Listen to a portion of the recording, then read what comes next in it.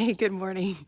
So I just made a video and it cut off, so I'm gonna do this again because I thought it's just too powerful of a message for me not to share. And I'm hands-free, so I'm excited about that. I'm at my friend's house and I'm camping out in their yard, and I'm really happy to be here. I'm gonna take one of her sons to his work this morning so mom can have a little bit of a break. And I love doing that when I can, which is not very often.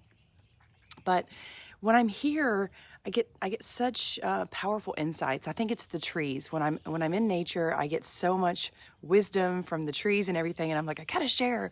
So their sprinklers were on. I don't know if you can see their beautiful grass is green here, but then over here it's not green, it's brown, and it made me think of the age-old quote that's the grass is greener where you water it. And a lot of people, if you're just getting introduced to me now, if you're just meeting me now, you're like, oh, Tara's just got stuff all figured out and she's doing great in life. Well, let me tell you, I lived in this driveway in 2018, some of 2019, because I sold my house. I had ended my career in the Navy, and I was literally having to go through a death process of letting the old me die. And back then, I wasn't posting videos on social media daily because I was really going through a hard, really deep, dark time in my life. And I like to revert back to that sometimes because if you don't know that about people, you can't understand the metamorphosis that goes on. If you're in that part of your life right now and you're going through a big transformation, I share this because I want you to know that there is beautiful life on the other side of some of the darkest, worst, most challenging times that we can go through. And on the planet, we're kind of being asked to let go of an old paradigm. And the paradigm that we're asked to let go of right now is, are you still looking to be externally validated by society or your family or your friends? And are you living the life that you're truly meant to live? Because for me, my whole life was based on external validation. Well, in kindergarten, you act a certain way so you don't get in trouble, and you try to make good grades, or you try to get validation through sports or some sort of external thing. So mom and dad like you get a little gold star on your freaking report card, and society accepts you. That's what we spend our whole early life doing, is trying to not get ostracized. So we basically take who we really are, we put it in a box, and then we shove it in the corner, and we say, don't come out because no one likes you. Like, no one likes who you are. So in 2018, when I got out of my military career, I had to start to realize that I didn't like myself. I didn't like the person that I had become. Now, there are many beautiful parts. I stayed in the military for 20 years for a reason. I needed to grow. I needed to have structure and discipline and all those lovely things. But the person that I had became was not who I was truly meant to be. So I had to kind of let that die. And let me tell you one other thing that's really embarrassing, but it's taken me a really long time to realize that I don't need a intimate romantic partnership to be valid as a woman either.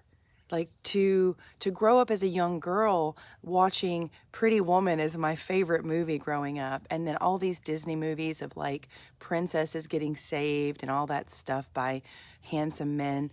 You were kind of brainwashed. Men, you're brainwashed to be a certain way. Women are brainwashed to be a certain way.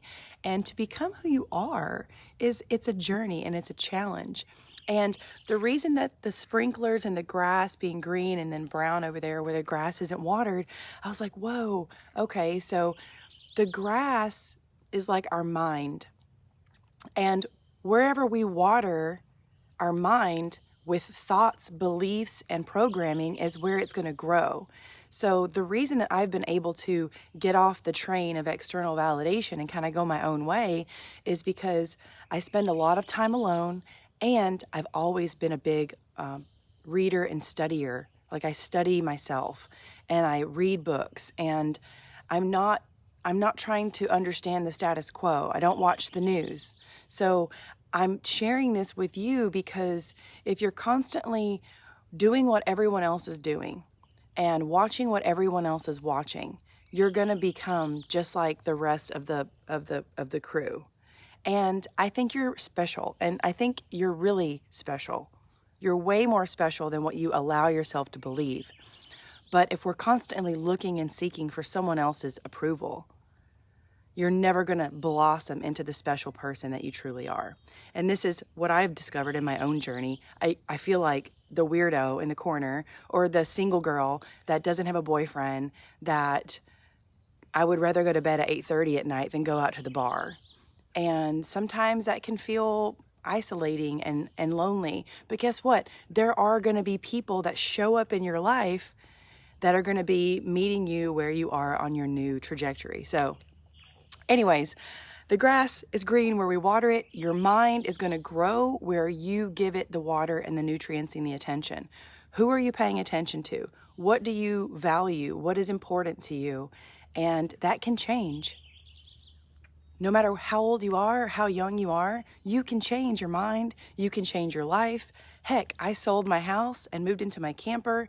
And if I would have asked anyone else for their approval on that, they would have thought I was nutso. But sometimes we can't worry about other people's approval. Sometimes we have to dream.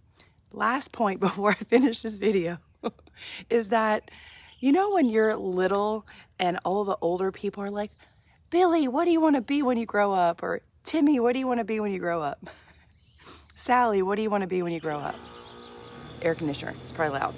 But when you're 45, no one's asking you, what do you want to be when you grow up?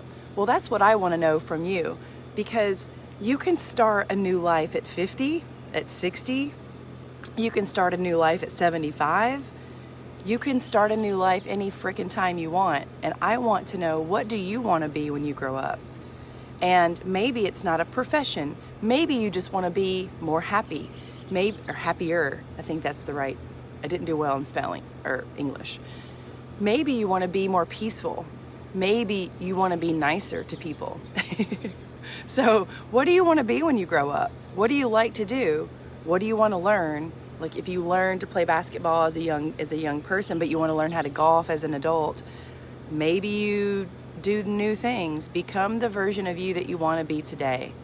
Don't let the past continue to dictate who you are in the future, and just water the grass in the new area. Give it new thoughts, beliefs, and give it new nutrients.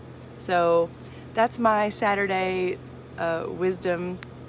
And if you're going through a really hard time in your life and you're going through this death of the old and the transition into the new, and you feel alone, you can reach out to me, because back in 2018, I was literally going through the toughest transformation in my entire life. I'm only 41, but the pain was so intense during that transformation of that death period of who I used to be, that some days I wanted to die, because the pain of that process was really intense. I've never felt anything like it before.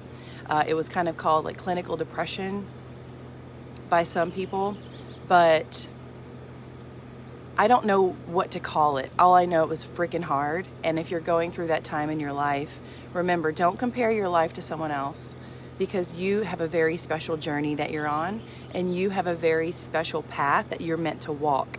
And maybe that path separates you from friends, family, ex-lovers, and all of those things. But I'm just here to share with you that on the other side of that pain and transformation, the better life awaits you. But we can't see the future sometimes. So I'm asking you to dream. I'm asking you to think, what do you want to be? Because don't dictate your future on what you think you know from the past. And that pain is only temporary. It's not forever. So don't cling on to it. Allow the pain to flow through you, and you can get through it.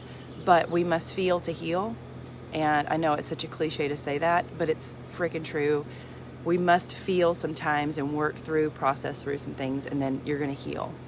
And it's not an overnight thing. We don't accumulate these things in our life overnight. So I hope this message helps you or someone that you care about. You can share it with them, that the grass is greener where we water it. Sometimes we have to feel things to heal them. and pain doesn't last forever. I hope you have a wonderful day, and thanks for letting me share Washington with you. Whoops. And the beautiful trees, and I wish you a wonderful weekend wherever you are. Bye.